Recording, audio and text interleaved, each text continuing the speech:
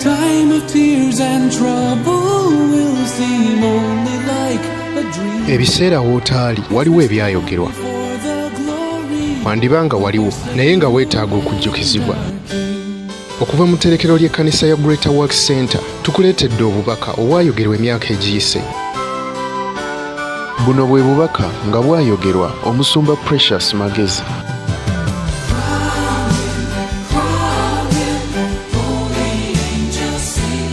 Do you notice that? Kadde mwako nti naagolokoka.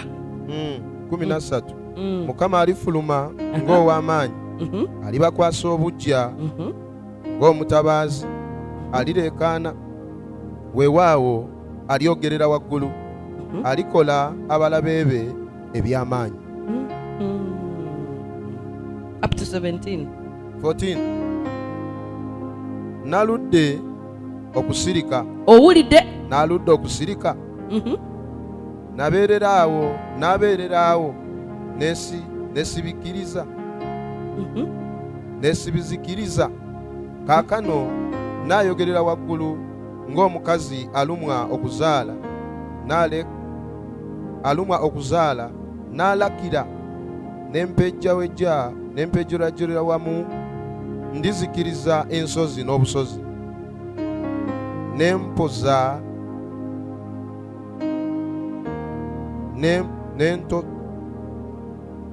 n'empotoza emiddo gyako gyonna, era ndifuula emigga ebizinga n'enkaliza ebidiba. 16 Era ndireeta abazibe b'amaaso mu kkubo lye batamanyi, mu mpitiro ze batamanya mwe ndibayimusa. Ndibafuula ekizikiza okuba omusana mu maaso gaabwe, n'ebifo eby'ekyama ndibigolola. Ebyo ndibikola so siribaleka. 17 Balikyusibwa okudda ennyuma, balikwasibwa ensonyi nnyingi, abeesiga ebifaananyi ebyole, abaagamba ebifaananyi ebisaanuuse nti mwe muli bakatonda baffe. Isaiah 42 from verse 10 to 17. Praise the Lord. Praise is not just singing and kuyimba mukko buyimbi tuwulire.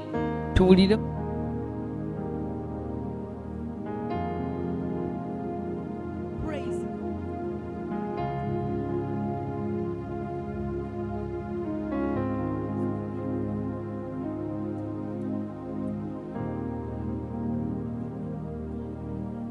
Zobera ng'omwana omuto agamba nti nze bye sisobola, Mukama sisobola, ng'olinganga gaddewo emiryango egy'emagombe, Katonda n'agolokoka. Praise the Lord. When do we need to praise the Lord? When things are bad. Kati Sitaani kyayagala, ayagala kutta ayagala kutta essanyu, tubeere n'ennaku, tubeere ne bw'owulira kati bwe babyogedde ne ntandika okuwulira ekiwuubaalo mu nsi. Recently ffenna tubadde balwadde nga ffenna awaka buli omu yenna ali mu buliri. Okuyimusa omutwe nga kizibu, nga ffenna tumenyesemenyese, naye ng'ebintu ebisinga nga the man-made things okunyigiriza humanity. Naye ani yatonda omuntu? Katonda. Ani nannyini nsi? Ye Katonda. Bw'abeera nga ye Katonda, tetujja kunyiikaala kubanga kye kigendererwa kyabo abeeyita ab'amaanyi. Tetujja kunyiikaala, tetujja kukaaba, tetujja kukola ki? Bino mbyogera nkirabyeko. Mbadde nga ninga omubiri nga munafu, naye nga neekaze waka nga sirina gweŋŋamba, naye ng'osituka n'okusaba bw'oti nga tosobola. Naye waliwo omu kubafuga mbw abafuga ensi, Bill Gates. bagamba mbu yayogera n'agamba nti embeera egenda kubeera mbi nnyo mbu n'okusingawo kubanga obulwadde bugenda kweyongera. Mbu era bwe yakyogera bw'ati, the next week ensi yonna n'eddamu n'erwala. Mukama yeebazibwe. So abantu beefuula ssebo Katonda, ate ne bwe tunaawakana ssebo amaanyi go bagalazeeko, tebagatulazeeko. Bayima eri ssebo mu nsi yaabwe ne bagamba nti ensi yonna buli omu balina omugema, nti ate nti kale tewali kugula, tewali kulinnya takisi, tewali kugenda ku mulimu nga tokoze eki, nga toyina kaadi egemeddwa. Kati nno bo ab'amawanga ag'ebweru mbu bakukebera n'okukebera balabe oba kaayingira mu nnyama. Bwe baakugema nti kaayingira mu nnyama, meaning n'eno bigenda kujja. Mukama yeebazibwe.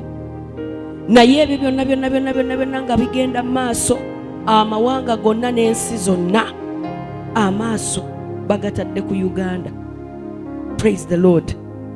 Kakati ngenda kwogera ku praise and worship, naye nga sinaba kwogera ku praise and worship, kansooke mbajjukanyeemu, twejjukanyeemu, kubanga bwe babadde Mukama bw'abadde ng'ayogera omwaka ogwa revival, season eya revival yeeno yennyini gye tulimu, si weewaawo 2022. Kakati olwaleero nnaku z'omwezi 2 guguno tugutuuseemu, 2022 gye tubadde tulindirira, naye nga amaaso gonna ag'ensi yonna bagatadde ku Uganda, ne Katonda atunuulidde Uganda, bannayuganda okubeera nga ffe tuleeta ki? Revival. Naye revival tunaagireeta tutya? Meaning waliwo okulwana kwe tulina okulwana, naye ng'ebimu ku bigenda okutuyamba twezzeemu amaanyi kwe kutendereza n'okusinza. Kye ngenda okwogerako sinava ku mulamwa, naye kansooke twejjukanyeemu profesi eno. Bayibuli egamba mu kitabo kya is it 2 Peter 1, I think from verse 18 to 21. Katusooke tugendeyoko. 2 Peter.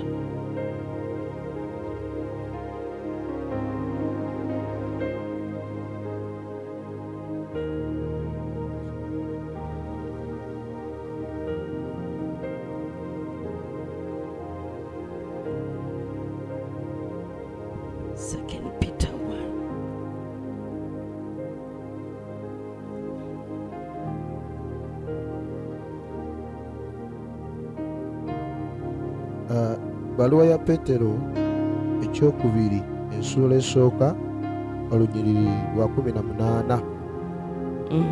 N'eddoboozi eryo ffe ne tuliwulira nga liva mu ggulu, bwe twali awamu naye ku lusozi olutukuvu, era ekisinga obunywevu tulina ekigambo kya bannabbi. Mukola bulungi okukiraba ekyo, ng'etabaaza eyakira mu kifo eky'ekizikiza okutuusa obudde bwe bulikya, emunyeenye esooka obudde n'eyaka mu mitima gyammwe. 20 Nga mumaze okutegeera kino, nti buli kigambo ky'abannabbi ekyawandiikibwa tekitegeeza kukoma kw'oyo yekka, kubanga tewali kigambo ky'abannabbi ekyali kireeteddwa mu kwagala kw'abantu, naye abantu baayogeranga ebyava eri Katonda nga bakwatiddwa Omwoyo Omutukuvu. Amen. Okay. I'll read it in English version. Because of that experience we have even greater confidence in the message proclaimed by the prophets.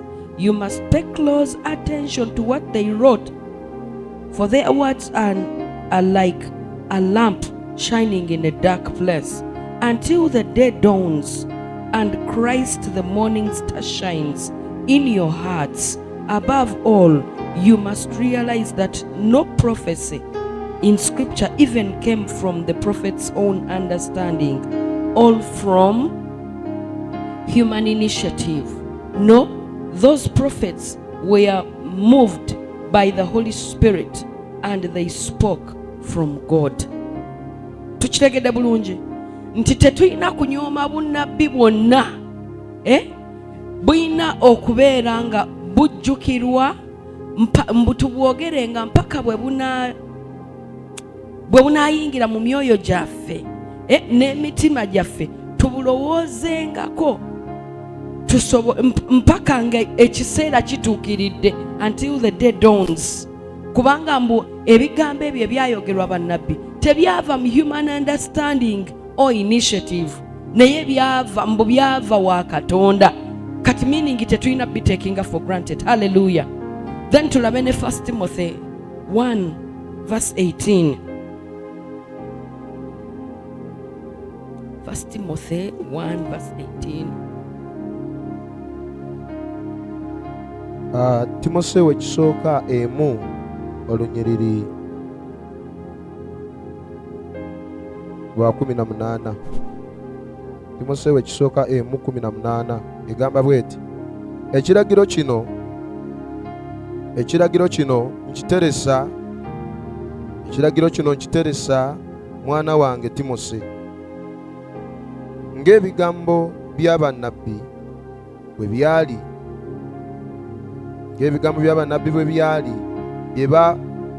bye bakwogerako edda, olyoke olwanirenga mu byo olutalo olulungi, ng'onyweza okukkiriza n'omwoyo omulungi, abalala gwe basindika eri ne bamenyerwa okukkiriza kwabwe.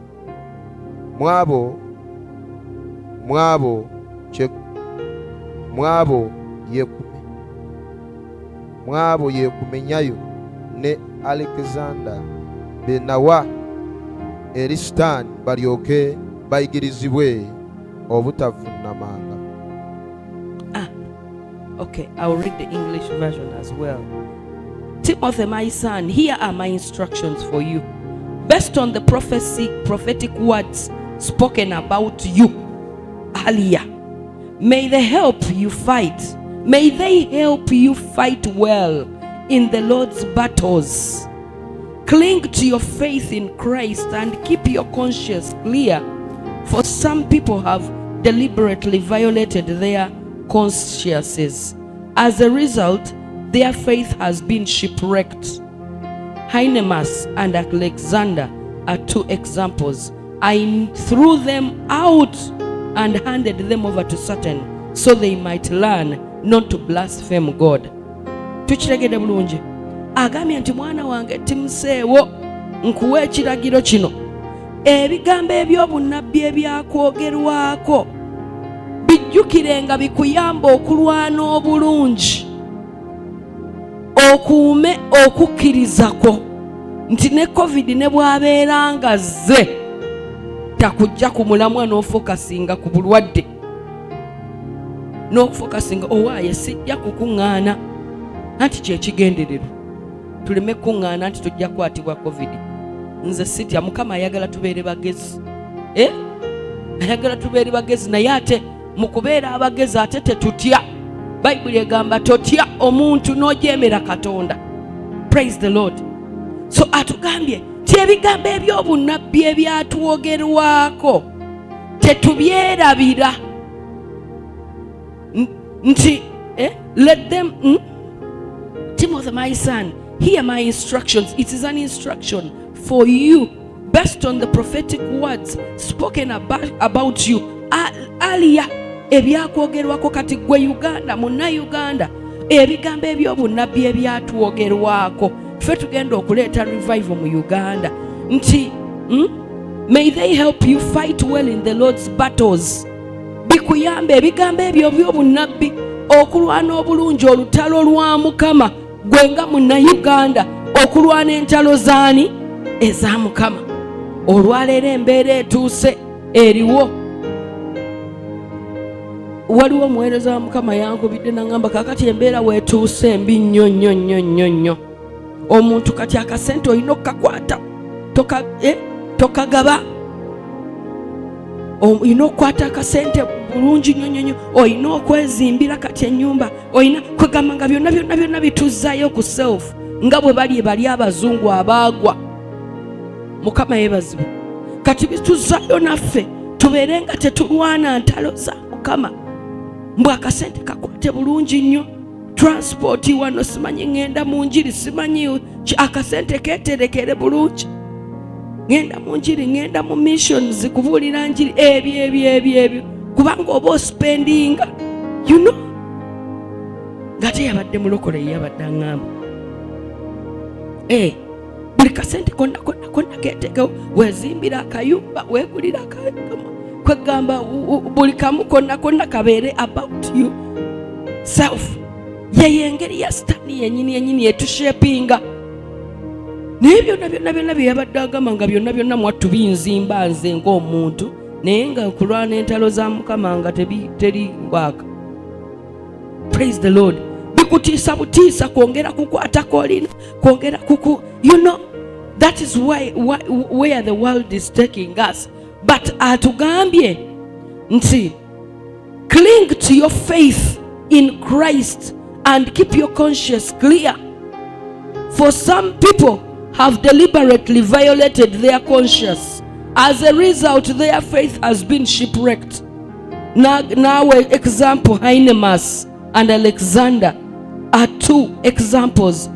And I threw them out and handed them over to Satan so they might learn not to blaspheme God. Praise the Lord.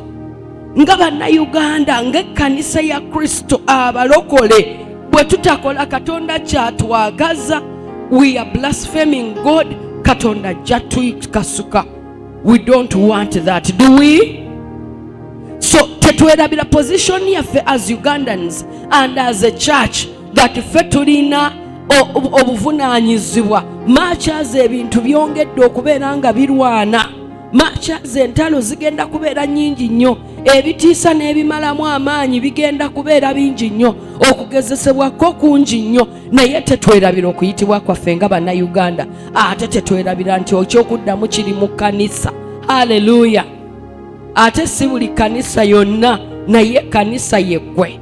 So it is a decision to make, my dear. So omwaka guno nga gutandika, we should make up our minds. Will we do the will of God or not? What did Jesus say? 1 John 2, 1 John 4, verse 34.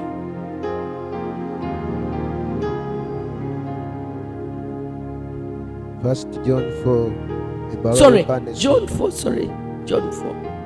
John 4, not first. Kitabo kya Yokaana. Yokaana 4:34. Yokaana 4:34. Enjiri ya Yokaana essula ya 4 olunyiriri lwa 34. Yesu n'abagamba nti ekyokulya cyange kwe kukolanga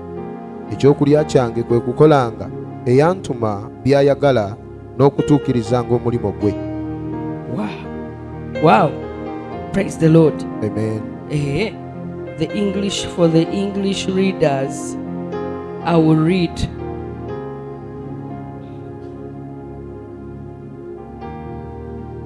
Then Jesus explained, my nourishment comes from doing the will of God who sent me and from finishing his work.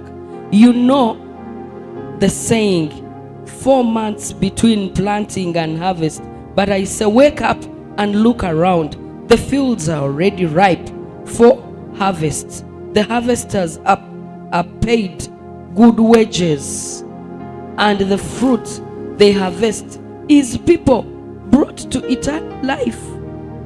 What joy awaits you, both the planter and the harvester alike. You know the saying, one plants and another harvests, and it's true. I sent you to harvest where you didn't plant. Others had already done the work, and now you will get you to gather the harvests. Hallelujah. When the shaking is on, then that is when the great harvest is on. We should keep alert. We shouldn't focus on the problems and the challenges and the pains and the lack. No. Kino kiseera focus. Twala time yo ng'olowooza Mukama oyagala nkole ki nze nga nze, because we equally have a part to play. Praise the Lord. Naye nga nyongera okubagamba nti ekyokulwanyisa sigenda okutuyamba kutendereza na kusinza na kuyimba ennyimba ez'obuwanguzi. Hallelujah. Kale kati kambasomeremu prophecy mangu. On the 14th of September this year 2005, I just saw near Sanyu Baby's home, Namirembe, a monument so enormous and tall. As I stood gazing at this magnificence, I realized that there was a panic amongst the people. I also realized that the panic was not only in Uganda, but the whole world was running up and down. Then I heard a voice which I understood was the Lord asking me, "Do you know the reason for this?" "No." Which I answered, "No." He then continued, "This monument you see is about to fall, and at its fall, 50% of the world will be destroyed." I was frightened. Then I decided to fly to its pinnacle so I could find out its height from the top. It was pointed at the top and truly tall. From there, the whole world was brought before my very eyes. As I looked on, I heard the voice say,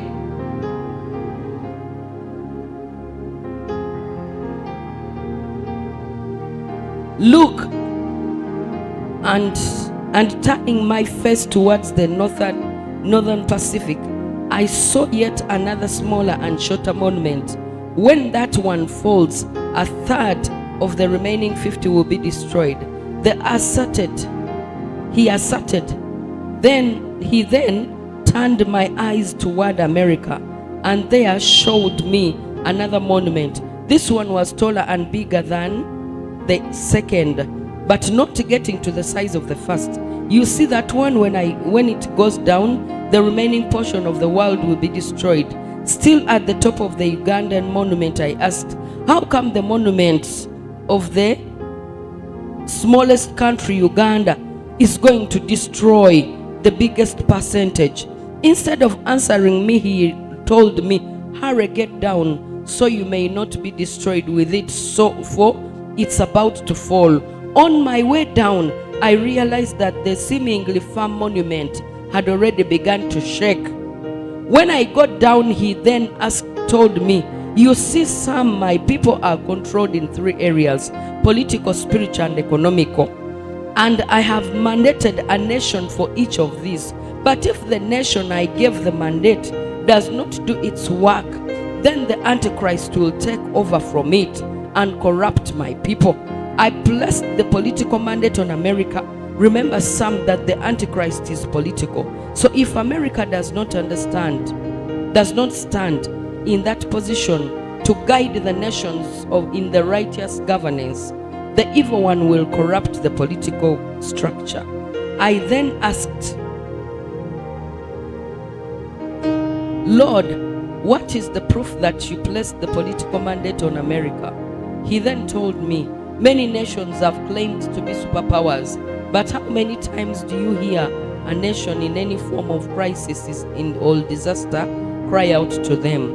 They instead cry to America, and if there is any international political error to blame, the first nation to blame is America. Look at the issue of terrorism. Many nations were affected but could not stand out and fight, not because they had no weapons or surveillances, but because I didn't give them the anointing to take the lead in such matters. America had to stand out, show them what to do, and then they follow in the fight. He then asked me, does this explain to you why terrorists had to bomb America? Continuing, he pointed at the Ugandan monument. Sam, I placed the spiritual mandate on this small nation, Uganda. Do you hear? The spiritual mandate on this nation, Uganda. It is upon this nation to direct the nations of the world in the way of righteousness and to explore them, to inspire them to know me. If Uganda does not take its stand, then the nations will one by one turn their backs on me and serve other gods. Remember, Sam, that before the Antichrist, where there will come the false prophet who prepares the way for him and who is able to effectively deceive the nations more than the one to whom the nations had opened their ears, hoping he was bringing the word of truth, yet fallen. You see why at this its fall, the greatest percentage is destroyed. Why I made Britain suggest Uganda as the interim home for the Jews. Do you think I wanted to change the promise I had made them? Only that I wanted the nations to realize the spiritual significance of Uganda. Look at the way I created Uganda. Do you know why I gave this land such a climate? It was because I wanted you people, Ugandans, to seek me and call out my name upon the mountains and all the valleys without anything interfering with you. Thirdly, I have put it upon the heart of all the nations that this is the land to take them revival. I have made the nations ready to hear from you people, Ugandans. But what have you spoken, and what are you speaking to them, Uganda? He then told me, if when a man causes one of the little ones in God's kingdom to stumble, it's better that a millstone be tied round his neck and be cast into the sea. How much judgment will befall a nation that leads half of the world to destruction? He did not explain to me the third monument in the northern Pacific, but I knew it had something to do with the world economy. Kana akasigadde konna sijja kasoma naye kansomeko obutundu.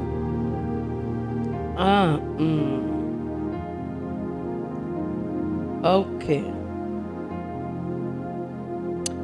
As I was wondering about the map I had seen, there came in the third map.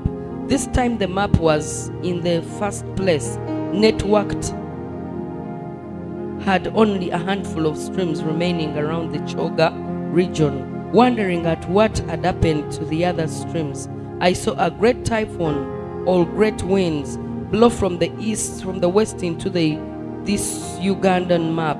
It attacked the remaining handful of streams and blew them away towards the eastern region, and in a moment they disappeared around the Uganda-Kenya border. The once stream-filled Uganda map was now blank, but amazingly, the winds were still blowing. Suddenly, there came from behind the winds a fire which began to consume the map as a piece of paper until it was completely erased from the world map. When he began to explain to me, he said, I had intended Uganda to be like the first map, and surely was in the start.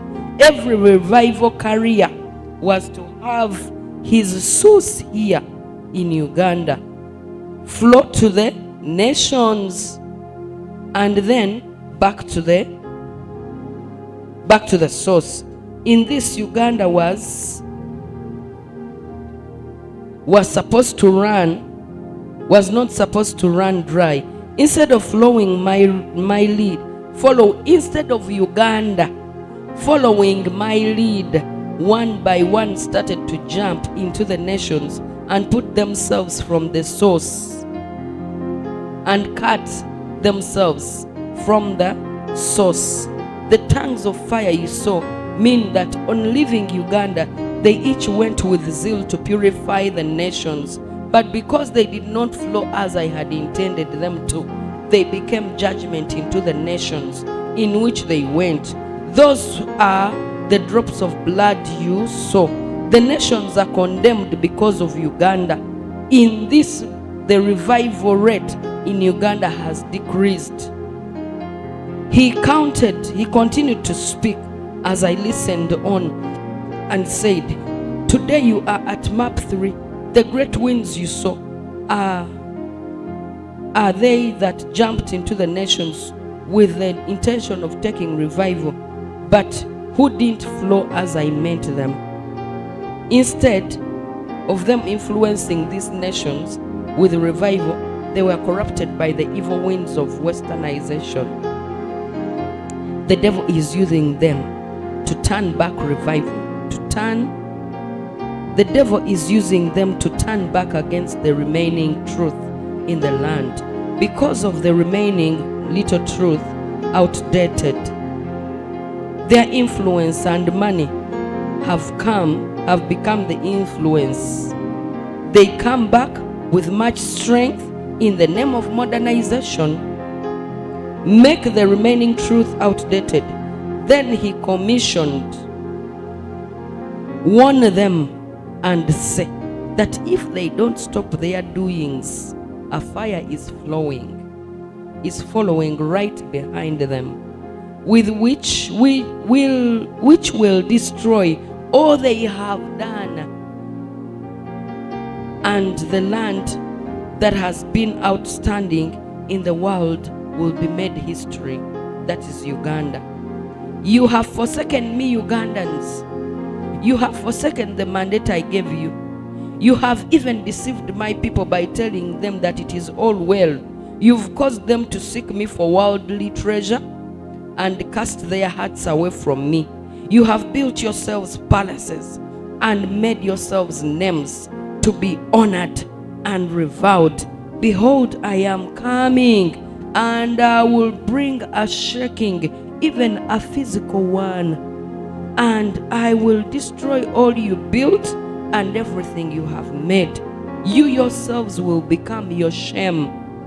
I am raising a new army, though you will persecute it, yet will I cause it to stand. Hallelujah. Hallelujah. Nyinza obutabuddamu byonna, naye spiritual mandate oba okuconnectinga abantu bano mu butuukirivu, amawanga gonna nga ne superpower bo nabo obadde otyanga mwobatadde. Eyo mandate yaweebwa ffe bannayuganda. Mukama yeebazibwe.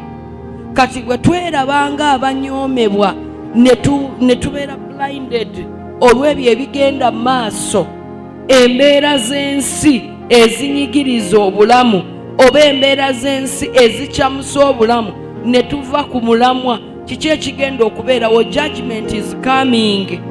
Bino baayogerwa mu 2005. N'obunabbi bungi nnyo naffe tuzze tubuwulira over and over again. Tuwulidde obunabbi. Mukama ayogedde naffe nga personal.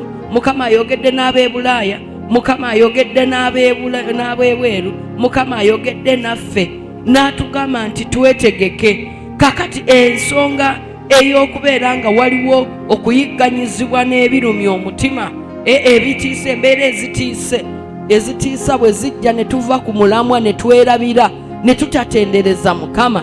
Haleluya.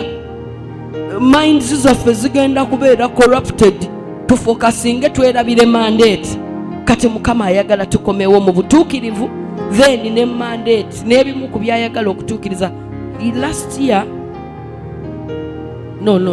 but one, naloota nga baŋŋamba nti waliwo okunyeenya okugenda okuddamu okwa COVID nga kutisa, naye Mukama naŋŋamba nti naye abantu bagambe nti obutuukirivu, naye ate obutuukirivu n'obutakola kye nabayitira kukola nakyo butali butuukirivu. Waliwo gamba nze neekumye ndi mutuukirivu, sijja kwonoona, sijja kubba, sijja kutta, sijja kwenda. byonna mbikola bulungi n'ekimu ekyekumi nkikola, naye even doing what God has called you to do, obutakola Katonda kyakuyitidde kola, nabwo butali butuukirivu. Mukama yeebazibwe.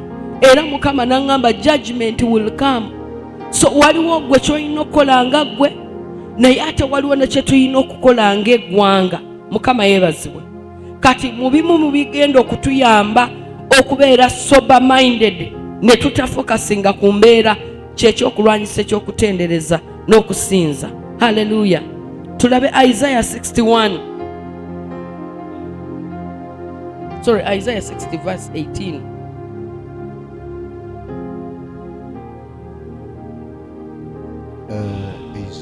Isaya nkaaga olunyiriri lwa 18. Isaya nkaaga olunyiriri lwa 18 egamba bweti, ekyejo tekiruulirwa nate mu nsi yo, newankubadde okuziika, newankubadde okuzikirira mu nsolo zo, naye oliyita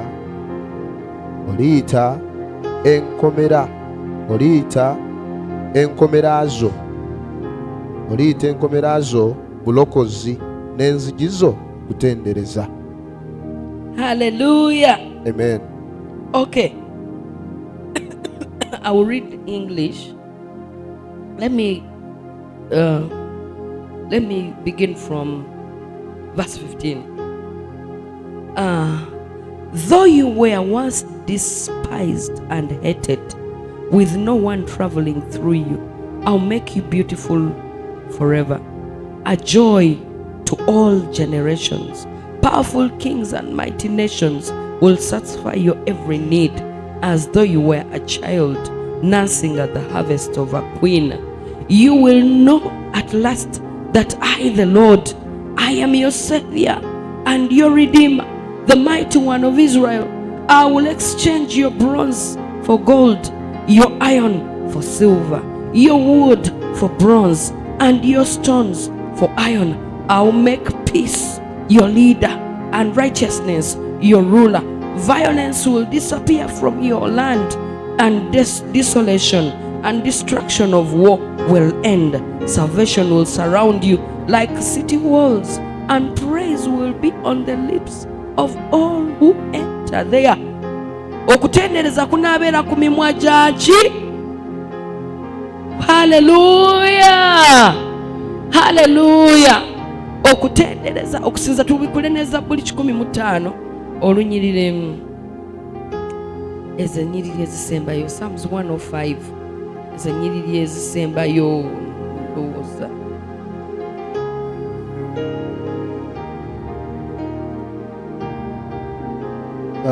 Zabbuli 15 subira tandikire ku 43. Najjamu abantu be n'essanyu, n'abalonde be n'okuyimba. Uganda tuli balonde, si weewaawo? Weewaawo. Tetubisomye nga tuli balonde? Fe agenda kutujjamu. Olwanamunya n'abawa ensi ez'amawanga, okyo ne batwala ne balya emirimu gy'amawanga. Balyoke bakwatenga ebiragiro bye, bakuumenga amateeka ge, mumutendereze Mukama. Haleluya. Amen. Katonda waffe agenda kutujjamu mu nnaku eyo na kutendereza na kusinza, era agenda tuwa harvests gy'emyoyo, naye nga okutendereza n'okusinza kye kisumuluzo. Praise and worship is the key of David. Haleluya. Ennaku n'ekiwuubalo n'ekiwuyongobero natandise okiwulira mu nsi ey'omwoyo, okiwulirira ddala nga kikwatikako. Amawulire byonna tewali kizaamu maanyi. Naye kino kiseera ffe kyakutendereza na kusinza, kyakubeera na heart of gratitude, of praise and thanksgiving. Era tugenda kola thanksgiving nyingi nnyo ez'akajanja. Mukama yeebazibwe. Wakati embeera egenda mu maaso, ate Katonda mwattu ye tabiraba, kati naddala gwe munnayuganda akutunuulira n'agamba bannange, ono munnayuganda amaanyi gange, omulonde wange gwe nalonda n'atuwa climate ennungi eri favorable for seeking him. We are going to seek him and we are going to do much of praising and worshiping him n'amaanyi gaffe gonna n'obulamu bwaffe bwonna. Mukama yeebazibwe. So there are mockeries, arrows that are targeted against praise. Mujjukira oli muka Dawudi, mukazi we bwe yamugamba nti Mirika weekunkumula ki mu bantu gwe kabaka omulamba? Ebyo tulina okubyegendereza. Haleluya. Mirika ayinza obutabeera bweru nga muka Dawudi we yali, naye Mirika ayinza okubeera mu ggwe. N'ogamba bannange, kati weezinya ki kwe yennaku gy'oyitamu? Wandibadde weeraliikirira ebintu byo. Praise the Lord. Embeera zinyigiriza, bitiisa, akasente bakakutte. Control. Tulinganganga kwegamba just mbu 12 men mbu abafuga ensi, era abantu babeegasseeko, buli omu ayingidde mu kiluminati asobole okubeera mbu nga abeera mu bulamu obulungi. Naye ffenna tunayingira mu luminati. Balabikanga b'amaanyi, balabikanga ba kitalo, balabikanga ba buyinza bungi. Naye I remember was it 2011, yangamba, I'm going to pull down, and here I the statement, nangamba, the mighty, the strong, the powerful, the wise, the wealthy, I'm going to shake them and I'm going to throw them down. Kati nali sikitegeera ne baluminati nali sibamanyi. Niye bwe ngenza okuwulira amanya bye yaŋŋamba luli nga ge mannya mwattumbu be bafuga ensi, nze nali simanyi nti waliwo abafuga ensi. Bannanga abantu bamanyiira beemalika. Ne bagamba they will control. Africans are too many. The economy simanyi what have you. So abatagasa abo balina okufa. Jesus Christ. And they invent drugs and things that, praise the Lord, viruses that will kill us. And now they want to control our brains tuleme kubeera soba mu kusinza Katonda. Byonna babipulaninga, tetumanyi bituufu na bitali bituufu. Naye kano ke tulabyeko nti they can shut the world. No one could ever know that the whole world can shut like it did in 2020. No one. And I know things will never remain the same. Naye omubi ayinza okubeera nga intendinze okukola obubi, naye Katonda ali mu kuyimusa mutinde eri abatuukirivu. Hallelujah. Now this is the chance for us Ugandans to rise up and praise our God. Tugenda enguudo zaffe tugenda zifuula n'ennyumba zaffe za kutendereza na kusinza. Ezo Zabbuli tugenda tuzisome mu bwengula, zisome eri embeerayo, zisome eri abalabe, zisome eri embeera. Ate nno mu butuukirivu olina kubeera ng'oli mu image ya Katonda. Omanyi we lost that one, tetukyerabira. The image of God mwetukolera, mwetuyima ne tulwanira, n'enteneza n'alyoka nwanira kubanga ndi mwana we. In the image of God. Si mutali butuukirivu. Mukama yeebazibwe. So mockery and frustration, they are and fear are the enemies of praise. Ozeegendereza. Abakugamba oseka kikazigwa omwami ayinza okuvuma nagamba kati oseka mu bikyemu. Ate okutendereza sina kuyimba buyimbi kokka, n'okusanyuka n'okuweereza Katonda, okola kyenina okukola, okwo kutendereza Katonda, kugulumiza Katonda, kwebaza Katonda, nyimba za kutendereza, kwebaza n'ebikolwa byaffe n'embeera zaffe n'amaanyi gaffe gonna. Katonda ekyo kyatwagaza. Mukama yeebazibwe. So praise is a tool, is a tool of harvest. Twakisomye wali mukijjukira mu tugendeko ne mu Habakkuk 3.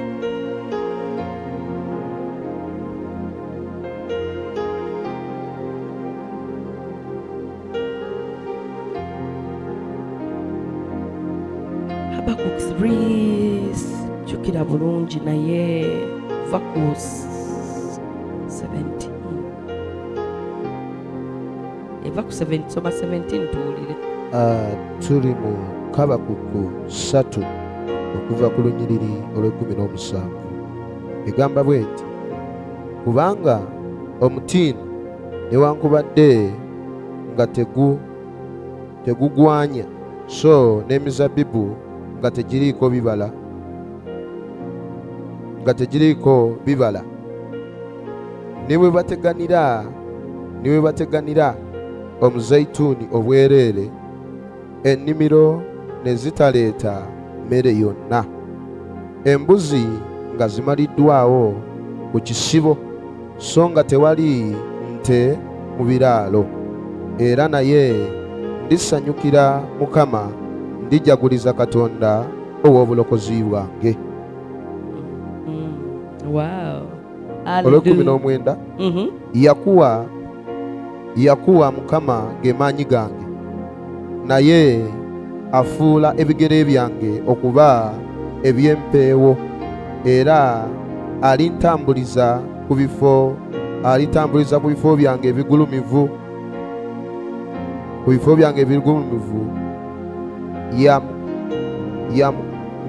ya mukulu w'abayimbi ku bivuga byange ebirina enkoba. Yes, even though the fig trees have no blossoms and there are no grapes on the vines, even though the olive crop fails and the fields like empty and harvest, even though the flocks die in the fields and the cattle barns are empty, yet I will rejoice in the Lord. I'll be joyful in the Lord of my salvation. The sovereign Lord is my strength. He makes me as sure-footed as a deer, able to tread upon the heights. Wow, mama. Praise the Lord. Nti newankubadde nga nkola nga siraba na magoba n'ebisibo byange nabyo nga temuli kuzaala baana, naye era mbu n'atendereza Mukama, n'asanyukira oyo eyankola. Olwo nno n'alyoka anyweza amagenda gange, n'anyweza ebigere byange ku lwazi, n'anyweza amagenda gange, era agambye nti the sovereign Lord is my strength. He makes me as sure-footed as a deer, able to tread upon the heights. Ate waliwo translation endala egamba tread on high heels. Damas, does your version say that?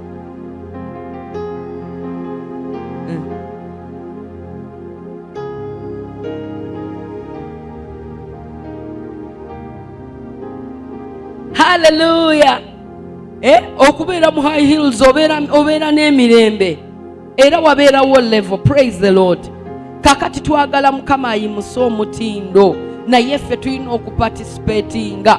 Participation yaffe nga tuwenyigidde mu kutendereza n'okusinza. Abooluganda Mukama yeebazibwe. Era olwaleero tugenda kukikola, olwaleero tugenda kukomawo mu n'emwaka guno tujja kubeeranga nnyo n'okutendereza n'okusinza, era making nga sure participating. Praise the Lord. Mukama tumwebaza nti atuleetedde Pastor Moses n'atuyigiriza ku foundations. Bwe tumaze okuyiga ku foundations ate nga tukyagenda maaso nga ffennyini ffe twayonoona Katonda. Bwe tumala okwonoona Katonda ffe ne bajjajja baffe, anti twali mu ntumbo tetunnazaalibwa, bwe twayonoona ne twonoona ensi, kati ensi ffe tulina okugitereeza. Hallelujah. And in particular Uganda, ensi ffe tulina okugitereeza, ffe tulina okuyimira ku lw'abazadde baffe. Kati nga bw'osiiba, bwe tusaba, ate nga bwe tutendereza, bwe tubeera ani agamba nti omusibe ayina essuubi, omusibe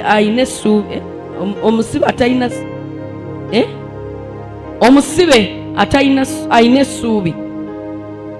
Omusibe ng'oli musibe naye ng'olina essuubi. That attitude, having faith, okutendereza n'okusinza kujjayo kugenda kujjayo harvest yaffe. Mukama yeebazibwe. Kugenda kujjayo amakungula n'ebyaffe ebyanyagirwa, emyoyo gy'abazadde baffe ne baganda baffe gigenda kununulwa, famire zaffe zigenda kununulwa, ate n'ensi tugenda kuginunula naddala nga tutereezezza emisingi. Era gwe abadde tannaba kuparticipatinga mu kutereeza emisingi, tukyagenda mu maaso. Haleluya, tukyagenda mu maaso. Kati ekyokulwanyisa ky'okutendereza n'okusinza kituzaamu amaanyi n'otogamba nti bannange naye maama ffe ebyaffe nga biwanvu, n'abe waffe nga bakyasamira, ogenda bawangula mu linnya lya Yesu. So kati olwaleero olw'okubanga ye Sande esoose mu mwezi ogw'olubereberye, tugenda kugulawo na kutendereza n'okusinza okw'amaanyi n'okuyimba n'okwebaza. Ffe tuli abasibe abalina essuubi. Mazima enjegere zigenda kutuka, mazima amaanyi. Okutendereza n'okusinza kuggala emiryango gy'emagombe. Zabbuli 118 olunyiriri olwa tuve ku lw'18. Okwebaza n'okutendereza n'okusinza mulyango gwa butuukirivu, gutuyingiza mu buki? Mu butuukirivu. Wanaagenda okuddawo teachings nga my God ng'emiryango ffennyini twaparticipatinze mu kugijjawo. Kati olwaleero toddako, olw'eggulo ffenna tukomewo nga tuli ready okutendereza n'okusinza. Okutendereza n'okusinza tuba tuweereza eri Katonda nga tumugamba nti gw'ogulumizibwe. Agambye atyawo 18 from Psalms 118. yes. Begin from verse 18. Zabuli 17. 18. Okay, begin from 17. Zabuli 18 ova ku lunyiriri olw'17. Sirifa naye n'abeeranga mulamu, era n'abuuliranga emirimu gya Mukama. Mukama ambonereza nnyo, naye tangabulanga eri okufa. Munzigulirewo enzigi ez'obutuukirivu, n'aziyingiramu. Neebaza Mukama. Olwo lwe luggi lwa Mukama, abatuukirivu be baliyingiramu. N'okwebazanga kubanga onzizeemu era ofuuse obulokozi bwange. Exactly. From 17. I will not die, instead I will live to tell what the Lord has done. The Lord has punished me severely, but he did not let me die. Open for me the gates where the righteous enter, and I'll go in and thank the Lord. The gates lead to the presence of the Lord, and the godly enter there. I thank you for answering my prayer and giving me victory. Meaning okutendereza n'okusinza nga twebaza Katonda, mazima gennyini luggi olutuyingiza mu butuukirivu. Obutuukirivu si bwangu, era tukkiriza nti guno omwaka tugenda kuyingira mu butuukirivu bwa Katonda nga bannayuganda ate ng'ekkanisa ya Kristo. Kale oba abalala bayinza okuba tebabitegeera, ffe tugenda kukulembera. Greater Life Center tugenda kukola ki? Ffe abali wano olwaleero tugenda kulembera. Nze nzikiriza ti 2 3 nga bakuŋŋaanye, Katonda waffe abeera wakati waffe. Kati Mukama agenda kukozesa ffe okuliidinga ekkanisa okuyingira mu butuukirivu bwa Katonda, okukola ebyo Katonda by'ayagala. Agenda kukozesa, is going to use us Ugandans to enter, to usher the nation, to usher the soul of this nation Uganda into the righteousness of God. Hallelujah, hallelujah. So oba Setaani ayagala oba tayagala, emiryango gyo egy'emagombe gyo tugenda giggala, ate tugenda kugulawo emiryango egyaki? Egy'obutuukirivu. Era nze mbazzaamu amaanyi nti omwaka guno twagale nnyo Mukama. Bino bye tubadde Mukama tumubiipinga nga tumuwa akaseera katono. Ojja ku kyaki nga bw'otunula ku ssaawa bakumalidde obudde, oddeyo. Tubiggalewo bwe tujja ku Sande luwereyo ddala. Haleluya. Ku lwa Sande tulukole ki? oba obeera mu first service ne second service, waliwo saddaaka esinga okuwaayo, esinga ogwo okuwaayo omubiri gwo. The Bible says let's present our bodies as a living sacrifice unto God. Tuwengayo emibiri gyaffe nga saddaaka ki? Bali abali ku saidi ya sitaani bawaayo obulamu bwabwe ne bamusalaasala yenna ne bamuteekamu kaamulali ne bamusonsekamu eminya n'emisota. Gwe osobola obikola. Eggwanga ligenze wala kati bannayuganda baparticipatinze. They are practicing bestiality. You know bestiality? Sleeping with animals. They sleep with serpents. Ne beebaka n'eggonya. Omukazi oba omusajja ne yeebaka n'eggonya. Omukazi yaŋŋamba nti nze nga neebaka n'ogusota. Ne mugamba mu kirooto oba nedda. Naŋŋamba nedda si mu kirooto. Naŋŋamba nga kitimba kijja. Ne mugamba mu buliwo, n'agamba mu buliwo. N'agamba mu kitimba kijja nga nkimanyi bulungi nnyo. Nga baagala kukipinga linnya. It was a family snake. Nga bambejja. Then n'aŋŋamba ng'oluusi mpologoma yejja. Ne mugamba mu birooto nti nedda empologoma eya buliwo. They sleep with animals. So for them they are giving their bodies to be wealthy, to be great, for making names. And now what sacrifice are we giving to our God? We should make up our minds to sacrifice our time, to sacrifice our bodies. If it is a Sunday, let us come wholeheartedly. Let us participate in all the service. That is how we can give to God. This year let us purpose. Let us make a difference. Even the time we have is limited. We are having very limited time. We should utilize it. Praise the Lord. Bw'oba ogamba kunoonya ssente, ebintu byonna bagenda kubiggala, Katonda yagenda okuyisaawo. So olwaleero tugenda kuyingira mu mwaka guno, tugenda kuwamba emiryango gy'emagombe. Nga Bible Zabuli bw'egambye nti sijja kufa naye ngenda kubeera mulamu. Kale munzigulirewo mu emiryango nayingiramu nga neebaza, tendereza Katonda.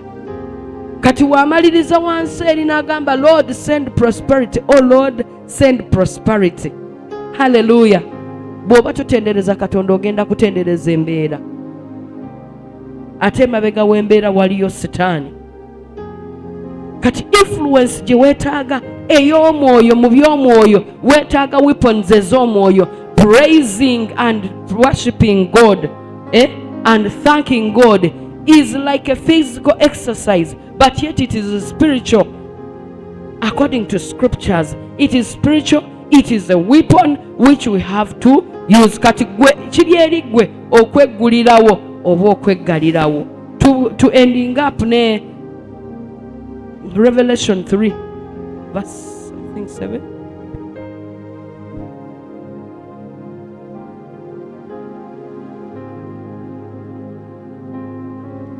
Revelation 3 from 7 to 9. Bikurirwa 3 okuva ku lunyiriri olw'omusanvu mpaka ku lw'omwenda. Egamba bw'eti, era eri malayika ow'ekkanisa ey'omu Filadulfiya. Oluganda lutyo lwe lugamba musumba. Wandiika nti bw'ati bw'ayogera oyo omutukuvu ow'amazima alina ekisulumuzo kya Dawudi, agulawo so tewali muntu aliggalawo, aggalawo so tewali muntu aggulawo, nti mmanyi ebikolwa byo, laba neeteeka mu maaso go, laba nteeka, laba nateeka mu maaso go oluggi oluguddwawo, omuntu yenna lw'atayinza kuggalawo, ng'olina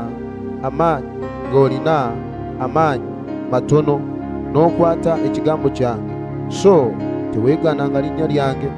Laba ngaba obumu, ngaba ab'omu kuŋŋaaniro lya Setaani, abeeyita Abayudaaya, so si bo naye balimba. Laba, ndibaleeta okujja okusinza mu maaso g'ebigere ebyo, era ndibamanyisa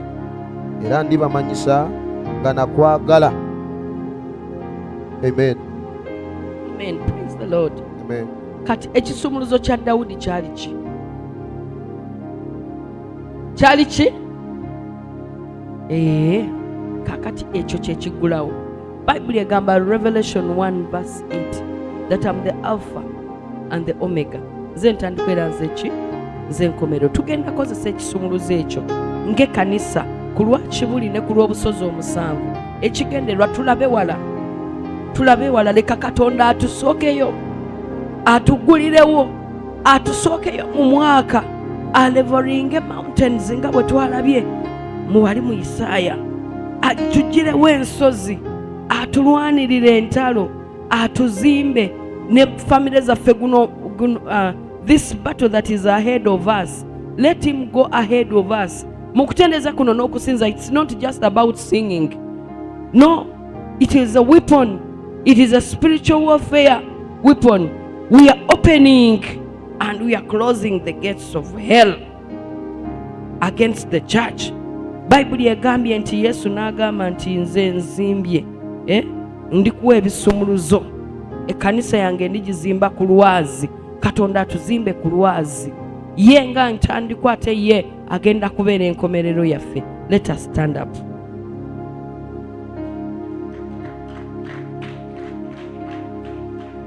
Kale yogerako ne Katonda mu bigambo byo, just eddakiika 2 zokka.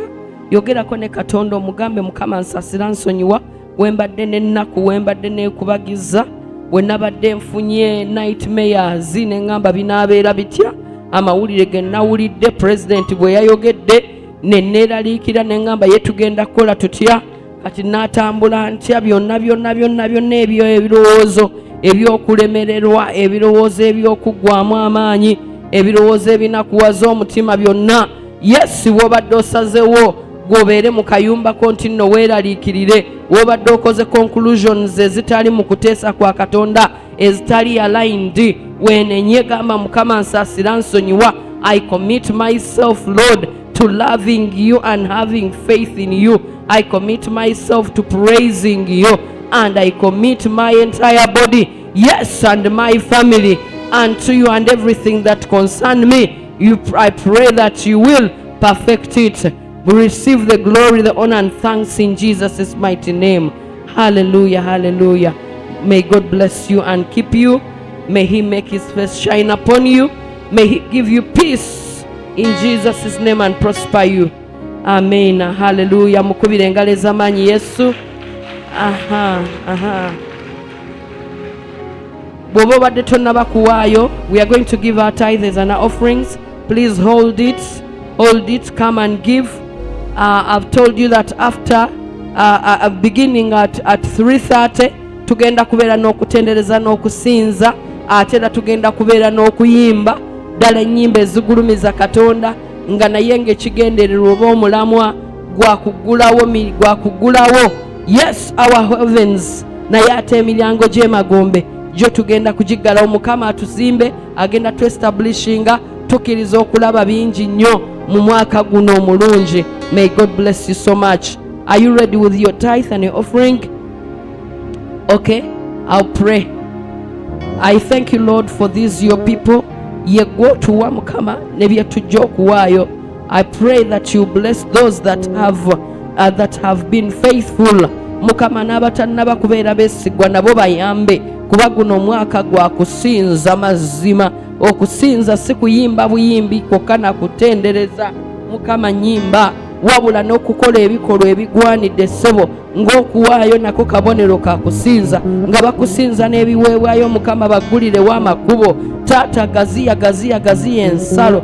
Mukama ababadde abalabe bave mu kkubo lyabwe, ebibadde byekise mu mulyango gwabwe ogw'omukisa gwa ssente biveewo, obatemere kuba awatali kkubo. I give you praise, I give you glory in Jesus' mighty name. Amen. God bless you. Pastor Moses has something to say.